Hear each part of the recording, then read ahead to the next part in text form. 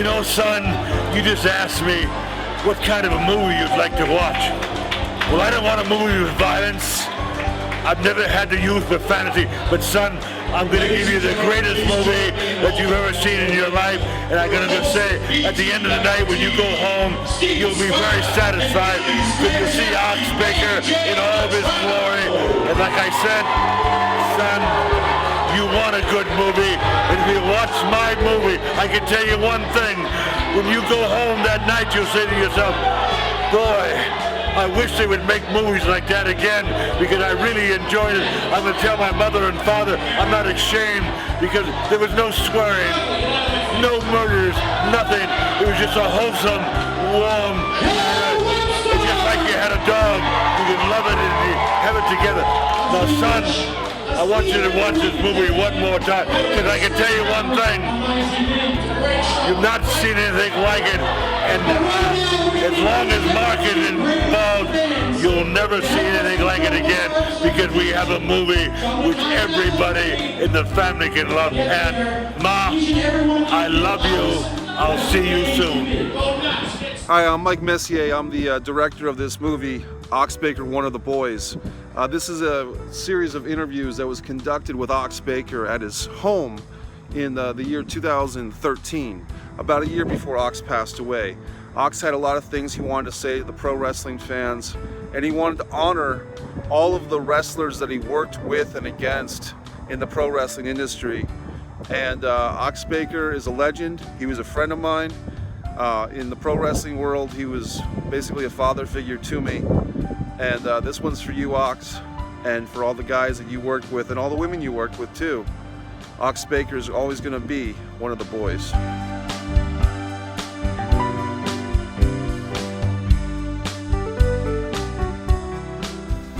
Hello, fans. You know, a lot of times you get a phone call in the middle of the night and this guy passed away and that guy had an accident, or this guy, and you say to yourself, oh, well, I wish I could see them one last time or said goodbye to them, you know. I know my wife, she died in her sleep. I didn't get a chance to tell her one more time how much I loved her. It's like my fans, I want you to know that I loved you. Hi, my name is Mike Messier. I'm here with pro wrestling legend, Ox Baker. Ox, as you may know, is the legendary wrestler who's known for the heart punch, the hurt punch, and he's here to discuss his career in wrestling. Ox, I want to thank you for being my friend, and thank you for this exclusive interview. Thank you. It's a pleasure being here with my wrestling crowd because this tape is actually for the people that have watched Ox Baker over the last 40 years. Yes, I started in 1964, Mike. I don't know if you knew that or not. 1964, Ox Baker started wrestling. Why did I start? Why did I want to go in the ring and get beat up? Well, I got married a couple years before that, and surprise, surprise, I got all the bills that married people get. Right. And after a while, I was working at the Rath Packing Company in Waterloo, Iowa. 1964, I believe the wages were 90 cents an hour. I seen on TV, Channel 7, Waterloo, Iowa, they was bringing professional wrestling for the very, very first time. We're talking about 1963 at this time. I went down there, watched it. I wasn't really happy with it. I wouldn't say I was a wrestling fan because I was a star football player, star amateur wrestler. I was a star in my own right long before professional wrestling. But as I watched these guys, I seen they was having a real good time, and as I was walking out of the place, I heard the guy that I didn't know at the time, he had set up the rings for this guy, and he was getting $11 a day. He said, I got to get more than that. I need that for my family. I said, well, $11 on top of the $90 I'm making would be all right. So I said, I know how to set rings up.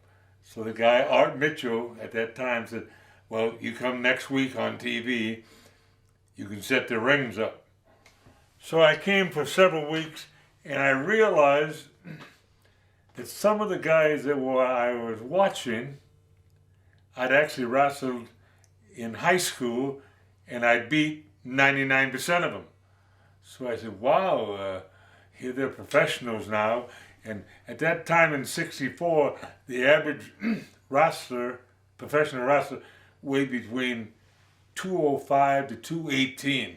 There was nobody 300 pounds. Oh, I should say the Sky High leader was 300 pounds, but the small guys, in fact, the world champion was a guy out of Texas who was one of the legends I'm going to talk about today, was Danny McShane, who was 185 pounds. He was the world champion. And I said to myself, as I watched him, well, I could actually beat that guy. In fact, while I was setting the ring up, he lost the title to a guy called Lou Thez, who's another legend, who really taught me, a wrestling legend, taught me a lesson 2 or 3 years later.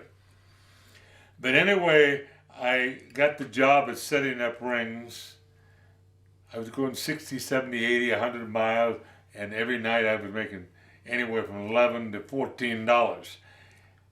I had to sell programs on the side, and I found out that the money I was getting was half of the money from the programs they were selling. I was getting nothing out of the gate. So I talked to this one guy, Jerry Miller, who happened to be a second cousin of mine. I said, what are you making a week? I said, you guys are wrestling 4 or 5 times a week? He said, well, the average guy makes like $220 a week. Yeah. I said, what? $220? That would almost triple my pay.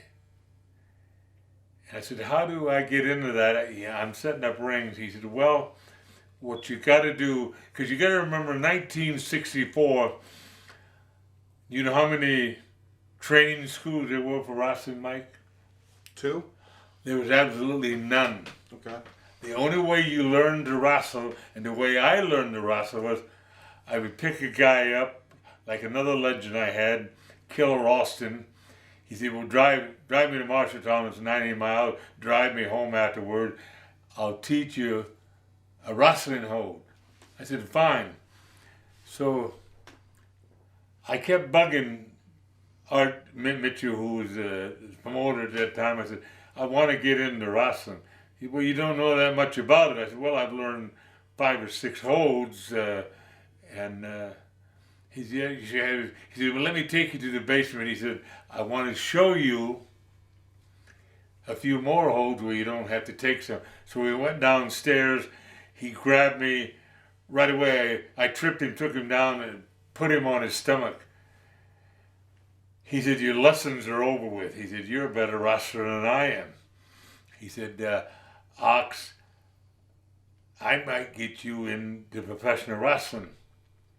I said, well, I'm happy to do that, but I said, I don't want to lose my job. He said, well, let's work where you wrestle the odd time, you set up the rings for me, keep your job at the butcher shop, right? Right.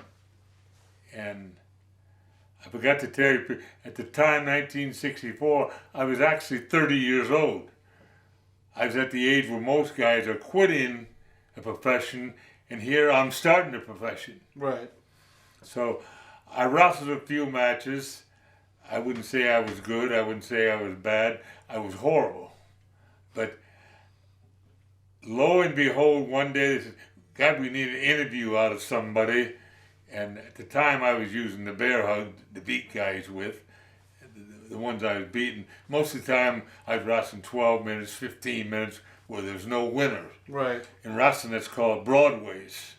The draw. And I found out, like, the average wrestler at that time, and still is, didn't care about the wrestling fans whatsoever. Right. Well, wrestling fans, Ox Baker cares about you. I always said, without the wrestling fans there, Ox Baker would be making $90 a week at the Packing Company. Right. So I started talking to him, and I got chewed out many. Why are you talking to the fans? They're goofs and that. I said, well, they just seem like the average people that want to get entertained. So the guy at announcer, I don't forget his name, this is 40 years ago, said, Ox, we need an interview out of you. He said, well, like I said, you're using the bear hug. And he said, by the way, he said, you want to talk about your wrestling hold? I said, well, that's the only thing I know how to talk about, you know.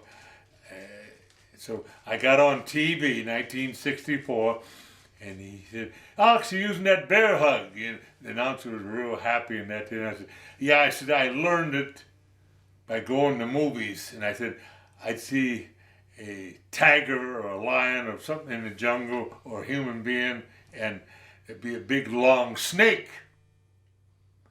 And all the shows in them days, the big long snake would grab somebody, grab a lion, the tiger, or the human being, and you know what he would do? He would squeeze all the snot out of him. Right. Oh my Lord, the announcer said.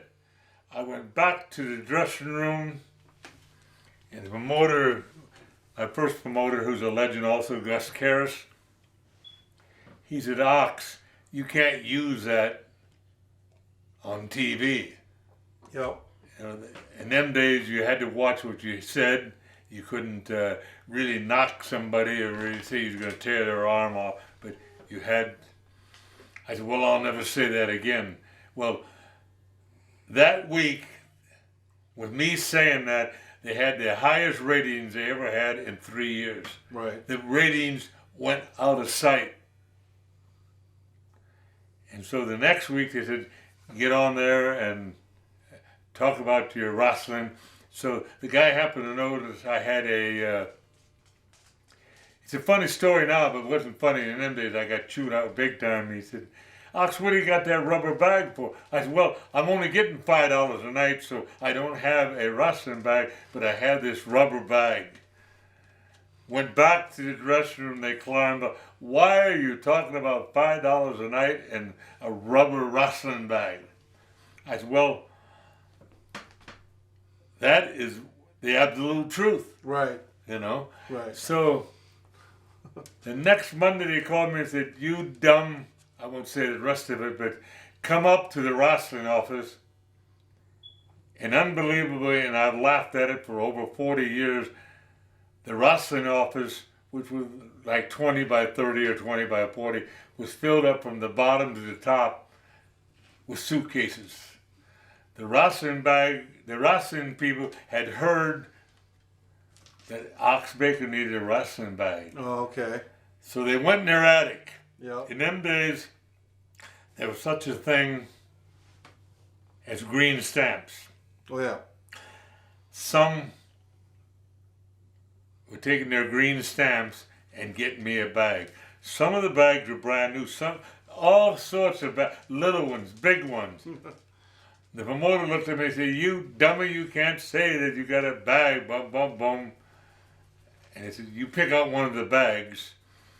And for 7 or 8 weeks, they were selling suitcases out of that office. And I didn't find it out till years later when one of the guys that was working in the office told me, yeah, they sold every one of them, right? Right. And every time they saw me, they would chew me out over that wrestling bag. You should have said that you wanted a girl. Yeah, and so the next thing that happened, it's funny now, but it wasn't. I guarantee it wasn't funny in them days. They said, "How come you don't sign autographs?" Right. I said, "Well, I got a wrestling bag right now, but I said I'm not making enough to buy a pencil or an Eversharp or a pen of any kind." Right. Monday morning, I got that call again. Yeah. They got hundreds and hundreds of cases of pencils, bags.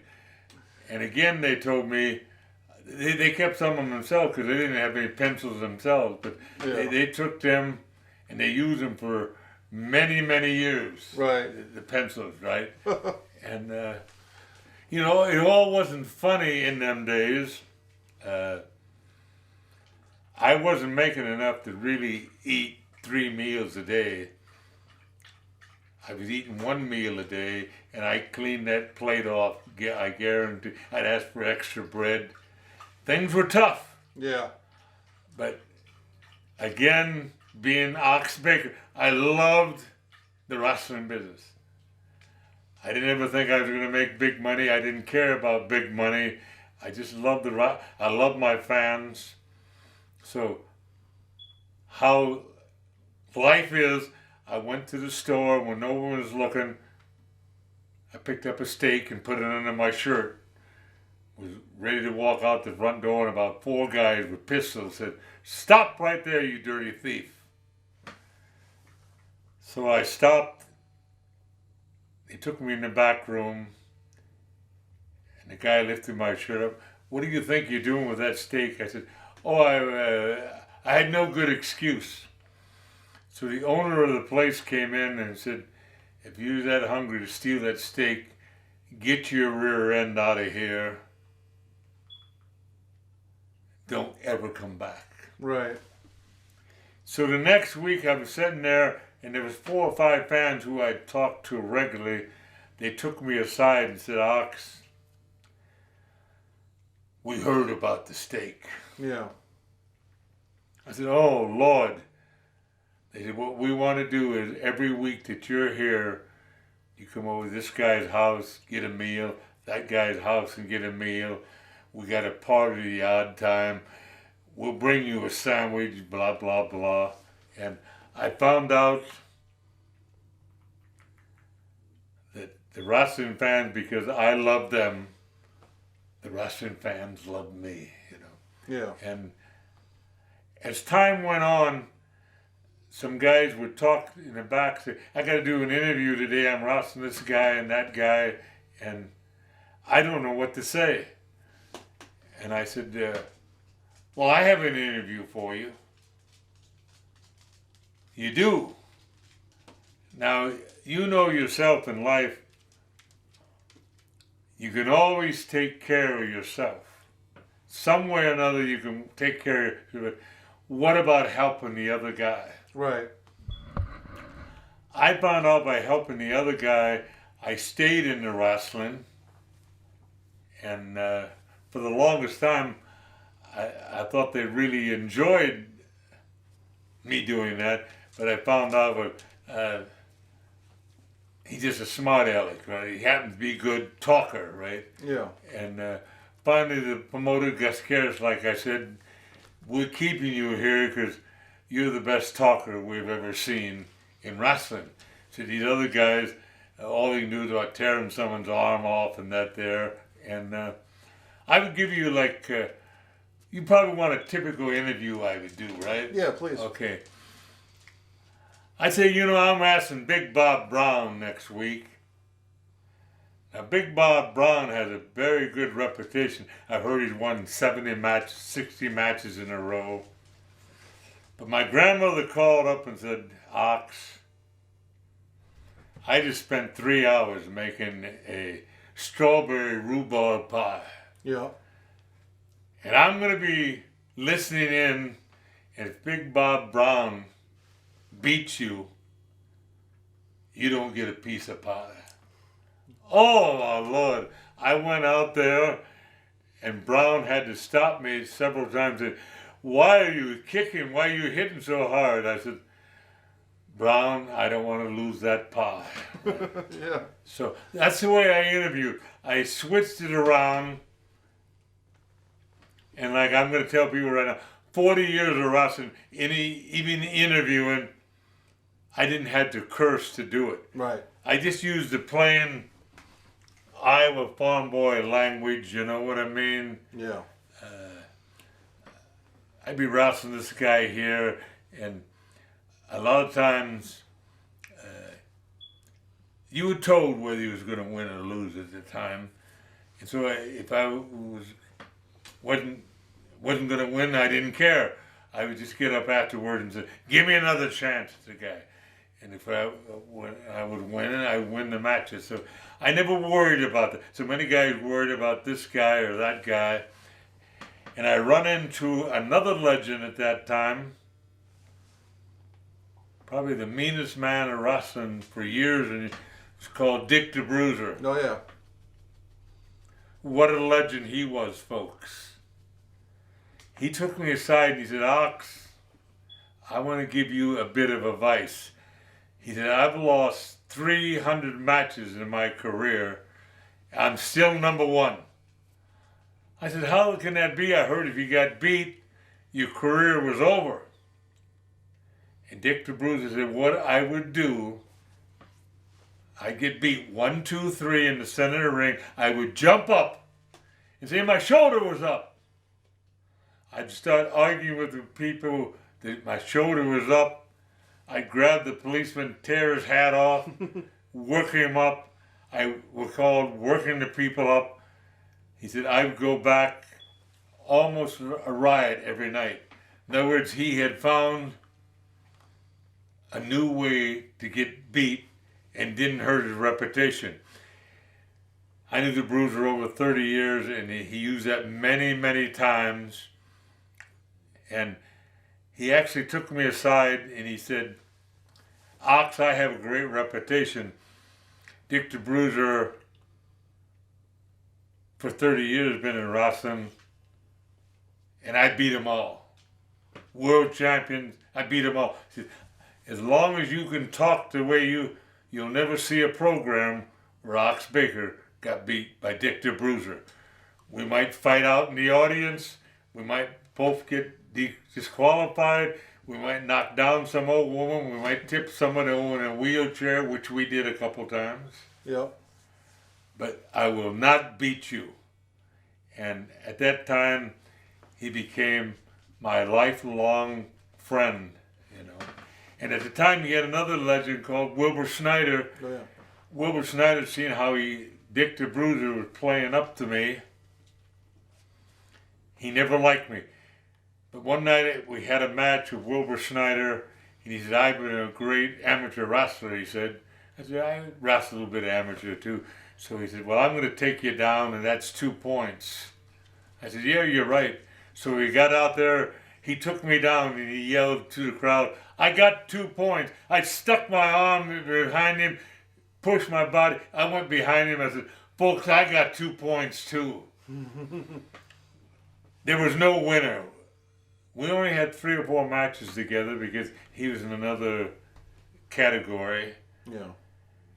But he told me afterwards, he said, Ox, he said, I never realized you could wrestle like that. I thought you were just a big clown. I said, well, I've got through wrestling with the Ox gimmick. He said, well, you got to give that up. You got to be the rugged guy.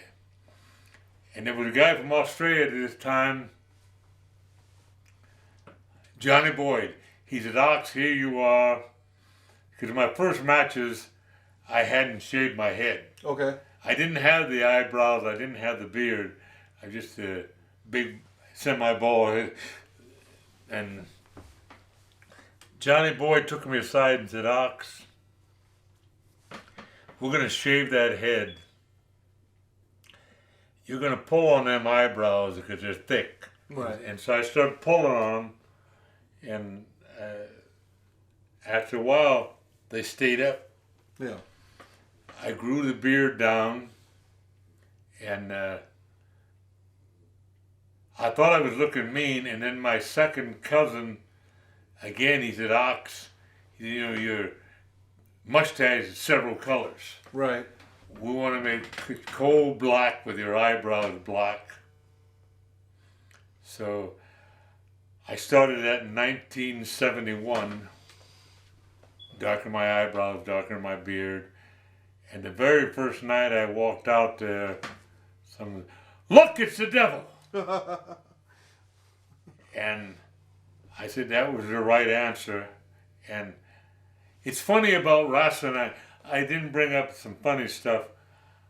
The first time I walked out there, I hadn't wrestled a bit. I didn't know if the people would hate or like me. I had no idea. But as soon as I got in the ring, they said, you big, ugly goof. They threw something at me. And I found out I couldn't be Mr. Nice Guy. Right. So, and I did have the loud voice, and I used it at the odd time. I would get in the ring, and the first time I said, "Sit down in your seat or I'll backhand you." And lo and behold, they'd sit down. Right. A lot of them wouldn't talk for the whole match till the match was over. And at this time, I got to tell you another funny story. There was a woman called Hatpin Mary. She was told that she got in free if you jab you in the rear end with a needle. Right. Hatpin Mary. One time she put about 3 inches in me. Ouch. I grabbed her and I said, "Don't ever stick me again or I'll knock you down." Yeah. Of course, I had to run back to the dressing room. But the other wrestlers, when they seen that, they all complained to the promoter, "We don't need something like that," because she didn't know she was doing any harm, but right. she was hurting you, you know? Yeah. And she was actually a legend in wrestling for a bit, 10 or 12 years, and I heard she kept it up, but she didn't stick him as hard after that, you know? And after a while in Kansas City, I'd been there a while, and they said, "Ox, you sorry." In them days when they used you long enough, or used you up, I should say, right, they'd send you another territory. So they sent me down to Tennessee, and Nick Gula said, "Where you been? I got you involved in 5 matches," and they was all over the place in Rome, Georgia, Savannah, Georgia, all over, and I was spending about $120. Gas in them days was 19 cents a gallon. Wow. But I was spending about $130, $40 and making about $100 a week. I was losing money every week. And finally I said, "Nick, I can't keep this up." And he said, "What do you think you are, a star? Get out of here." So I got fired out of Tennessee. But I had a guy from Texas said, "There's a guy there, Marty Siegel, who's a legend too.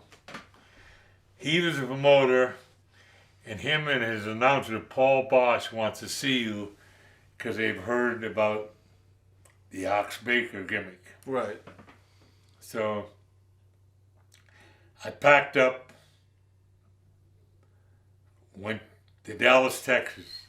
And of course, the big star in Asia was another legend, I had to say, was Fritz von Erich. The master of the claw hold. He was the master of the claw hold, had the greatest reputation in the history of Texas. Right. And he took one look at me and said, "What are you doing?" I said, "Well, I want to scuffle." He said, "We call it wrestling here." And Papa said, "Let him use the word scuffling," right? Yeah, yeah. So I said, "I'm going to go scuffle tomorrow night, and I'm going to do this and that, blah, blah, blah." And Fritz hated it, but after a while he found out the people were coming to see the scuffler. Right. Right? And so he worked out a main event, and I made one of the real big mistakes in wrestling. Fritz, in the middle of that match, said, "The heck with you," and he walked back to the dressing room. Wow. What was the mistake, Ox? Well, I'm glad you asked. I was going to bring it up. I was trying to think of it myself, but as you said that, as he run back to the dressing room, I grabbed the microphone. Being the great talker that I am, and I know I'm going to get a laugh out of you people that are watching this, I said, "Fritz von Erich, you get back in the ring, or I'll make sure all these people get their money back." The crowd roared, and they had a big crowd. My reputation was good, and Fritz was great, you know. Yeah.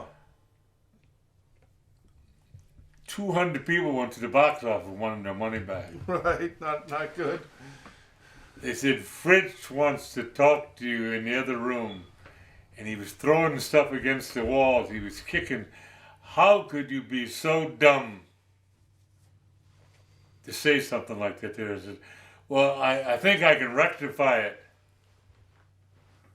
And he said, how can you direct it? I said, send out the announcer and say, Ox Baker said he'll be here next week, gonna beat up Fritz von Erich for the wrestling fans. So they went out there and said that, and the 200 people that were trying to get their money back, we want tickets for next week. Right? And see, there were good times in wrestling. Yeah.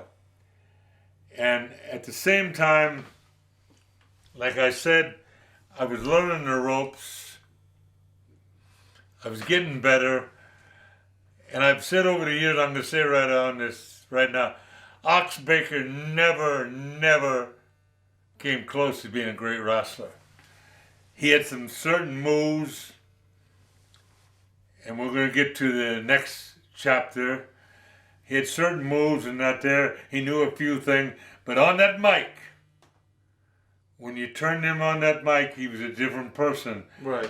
I don't know if I was full of it or what it was, but I could always talk on that TV. And for 40 years, that was my mainstay. Whenever I'd go to a territory, I said, let me interview. They would listen to me one time. And I met at the time Bobby Heenan. Oh, yeah. Well, Bobby Heenan happened to be the manager and the spokesman for Indianapolis, Indiana, which Dick the Bruiser was the boss. So I walked in the studio one day, and Bobby Heenan was so mad he wanted to leave, because in them days we went from Indianapolis, and when you got the big time, you went to Minneapolis, because that was bigger. That was Vern Gagne, who was another legend, by the way.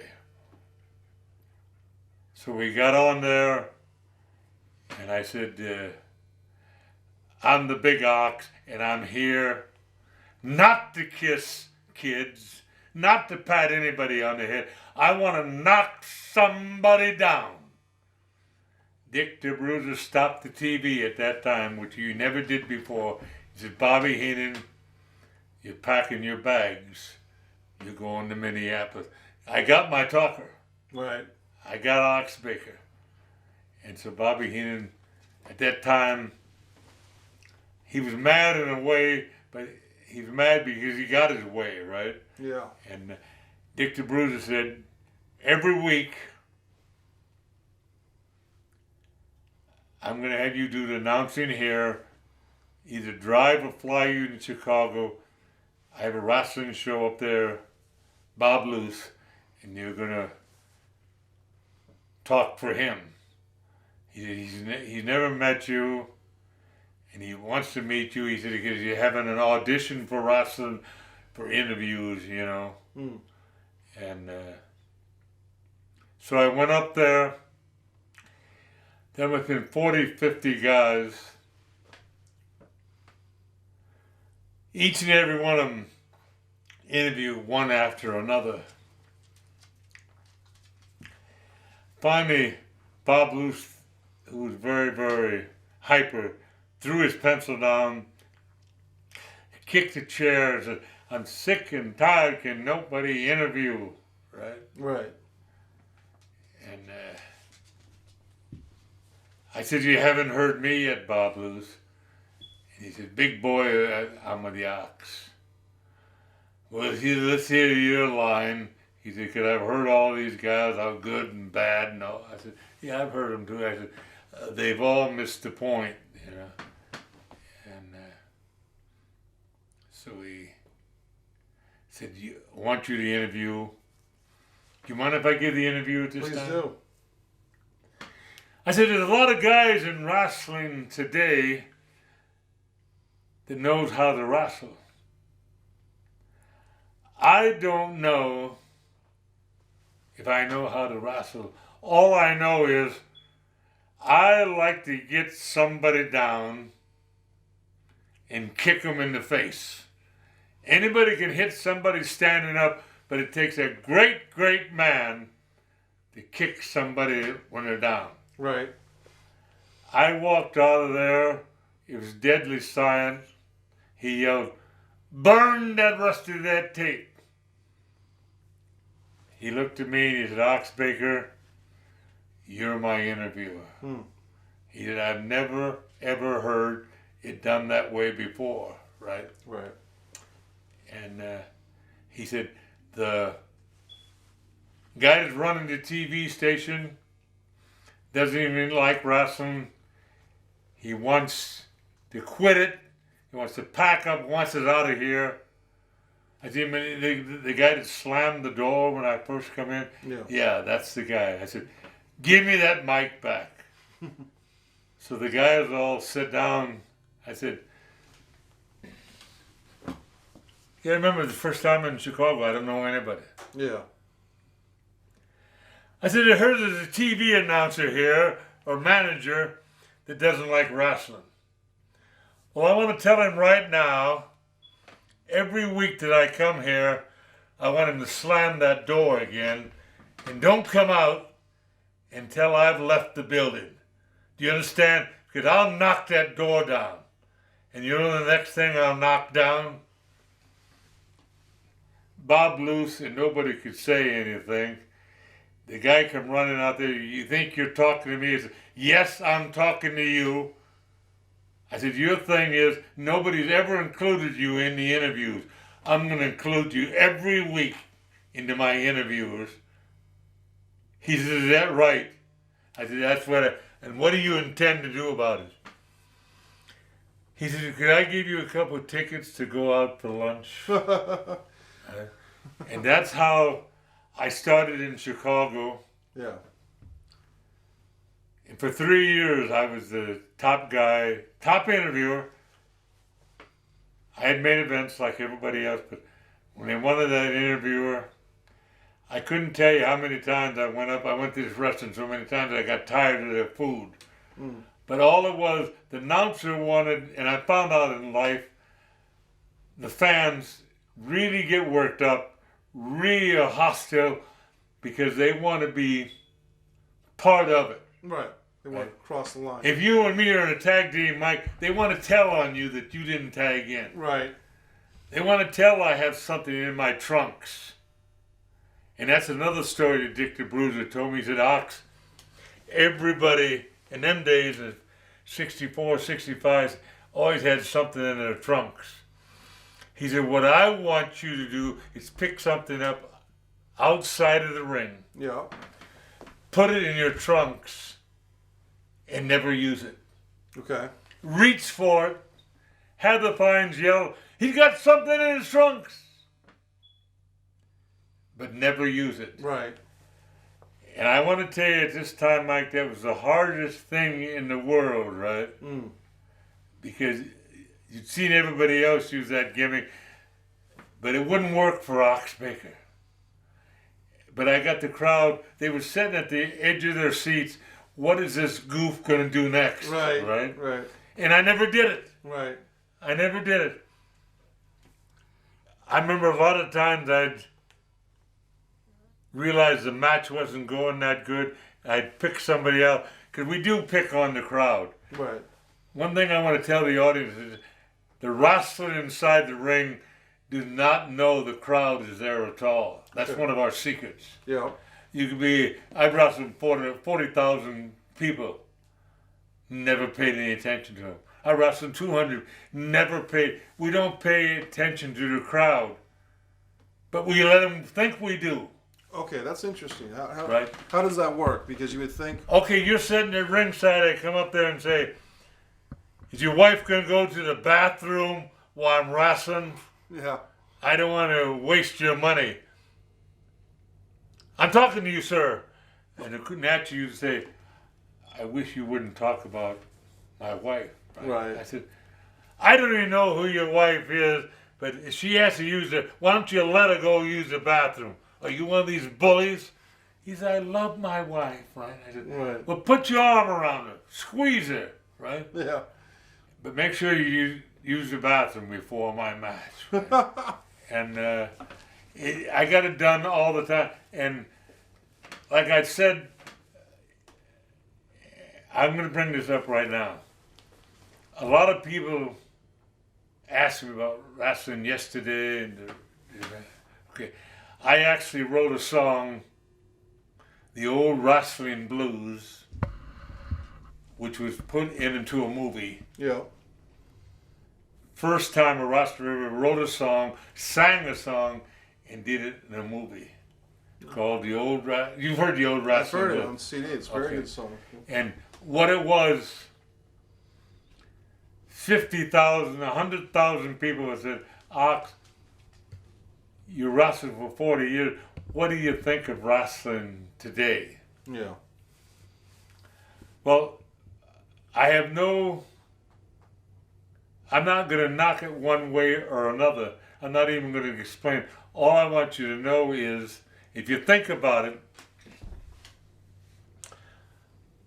and I'll give you a little illustration here in a second. They believed in Ox Baker. When I would yell, sit down to the guy in the first row, the guy in the ninth row would sit down. Right. If they told him to sit down today, the people would laugh at it. Right? When the sheik would cut somebody's head open, because we do cut our head open, the people would scream and holler, because sometimes he cut deep. Yeah. They actually believed what was happening. We made believers out of it. And like I've said for years, when I started in 1964, the price of a match was $1.25. It was harder to get $1.25 in them days for a match than it is $100 today. Right.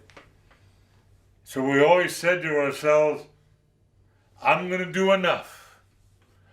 I'm going to work them up enough to where they get their $1.25 worth. And I always raised my hand and I said, I'm going to do enough where they throw a can upside of my head. I'm hoping that it's empty. Right. And I want you to know, I got many a can upside the head. I got a lot of them that wasn't empty. Yeah.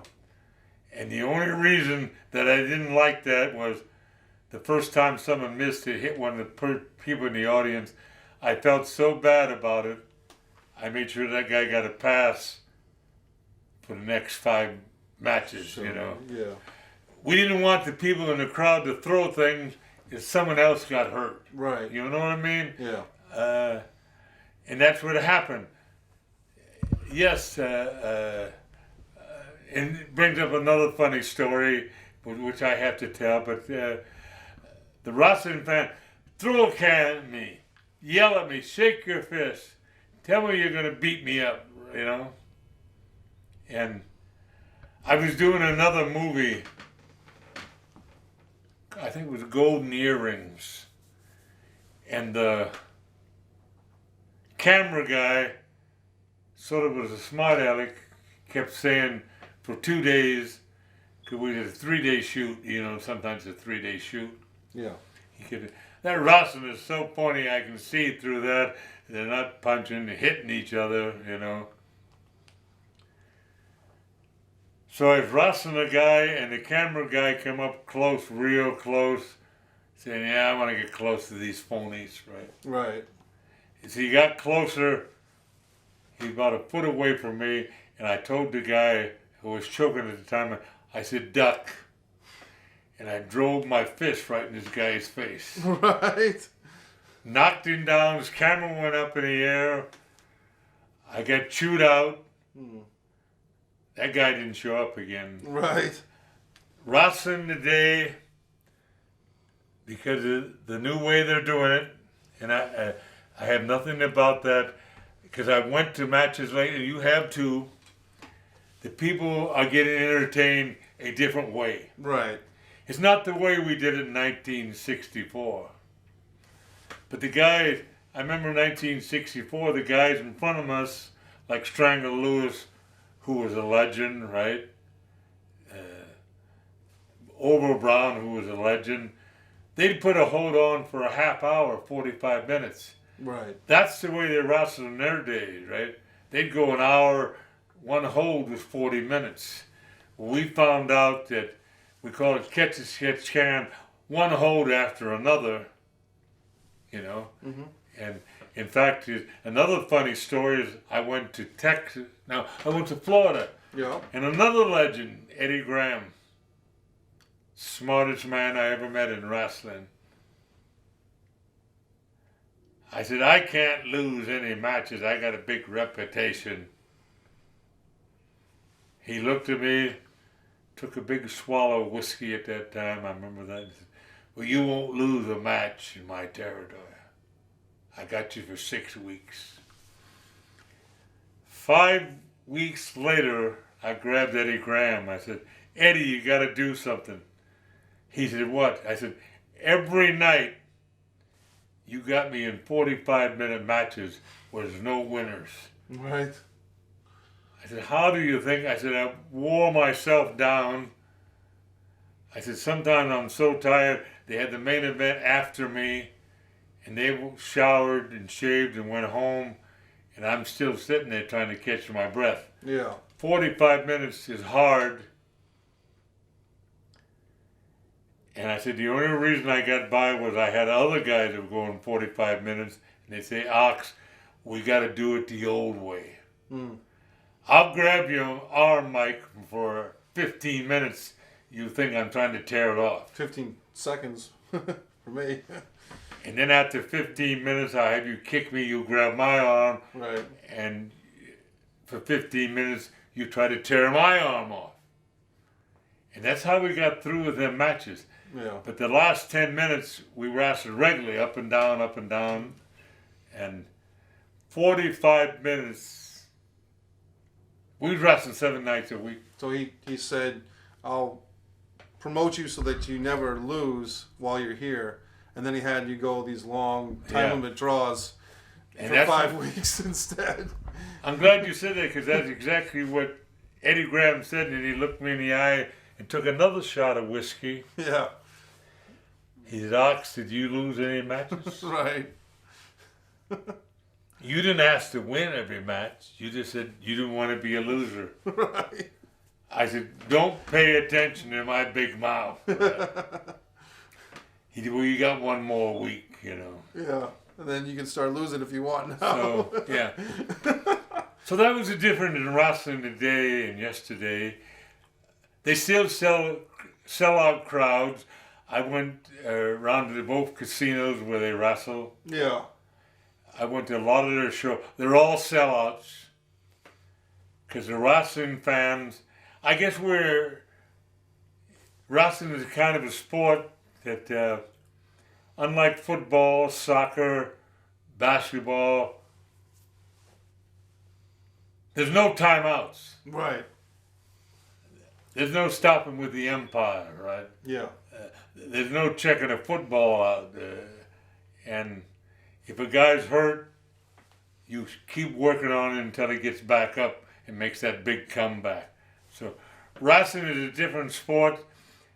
And I think, I don't know if I'm right, I believe over the years, wrestling has drew more people than any other sport. I probably agree with that.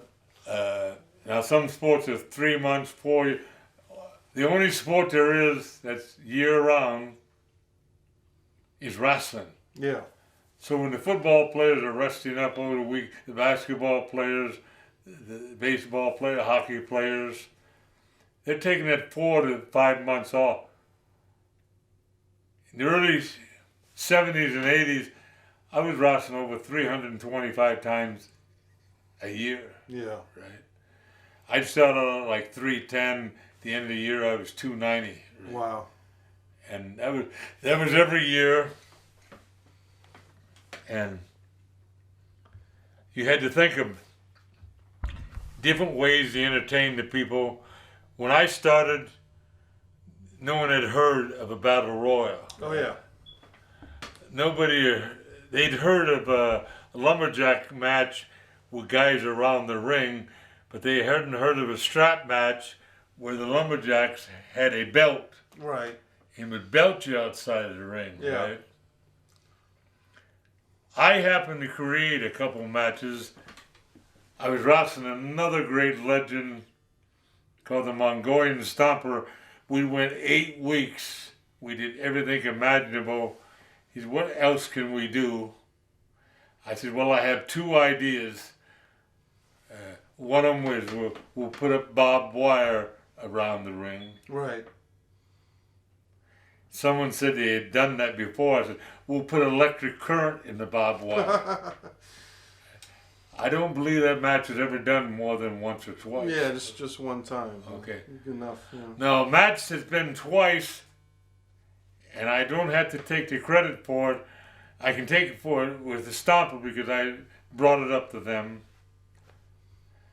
I don't know who did the first one, but it was like the loser had to be carried out on a stretcher. Stretcher match, yeah.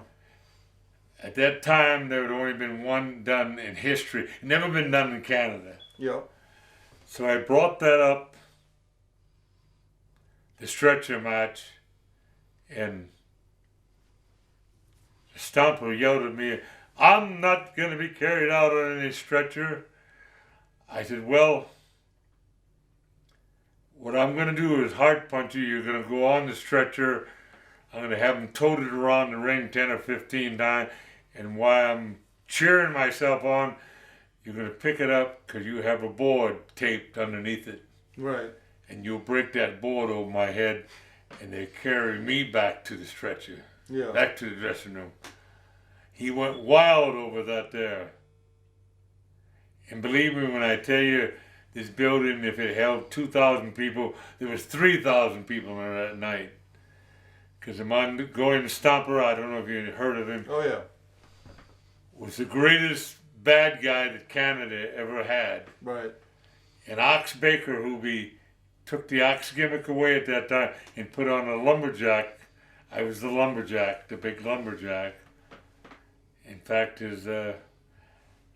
I told him I was so cold they knitted me a 25-foot scarf, which I wore into the ring for the time that I was there. But we invented a old stretcher match, right? And I got to take credit. We were the first one. I don't even know if they've done it, but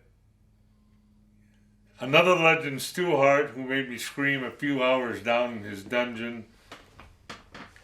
He made sure there was a current in that electric fence match. He Nice made guy. sure me and the Stomper run into it a few times. Right? Yeah. And, you know, as I think about my fine career, I've mentioned a few legends, and I'm going to do another episode where my next episode is the legend of wrestling I met, because the purpose of this interview is, I didn't tell you that, I don't know if I told you, Mike,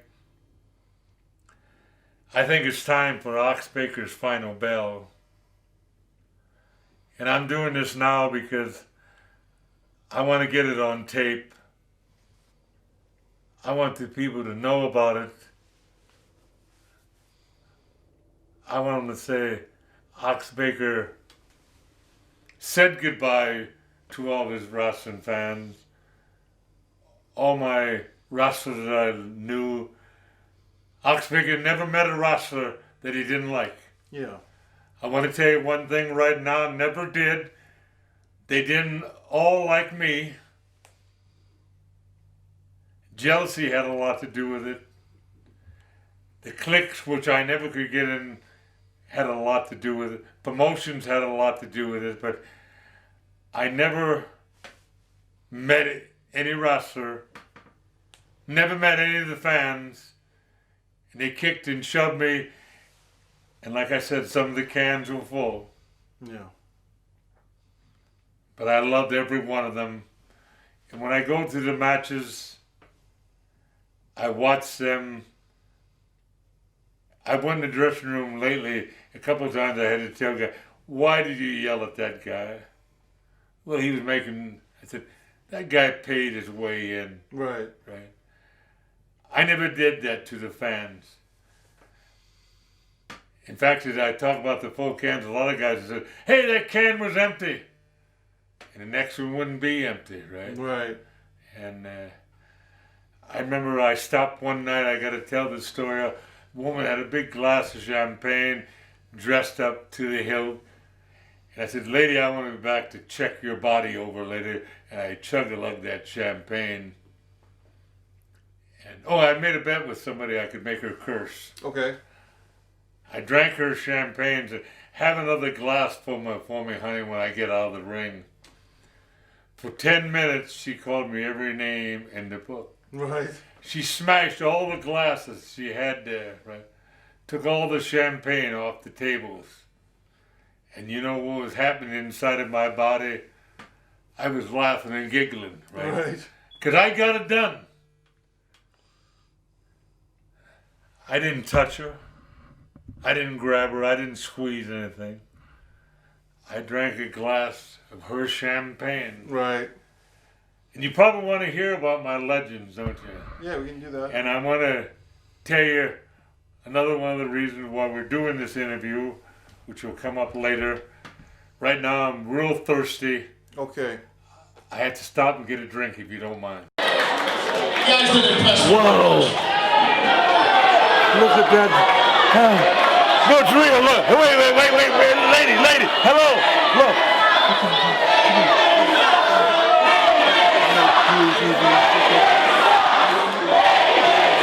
What am I doing? Get out of here.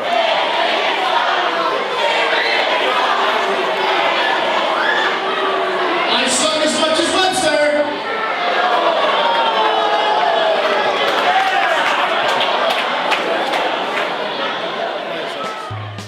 The Hurt Punch, a tribute to Ox Baker by Mike Messier.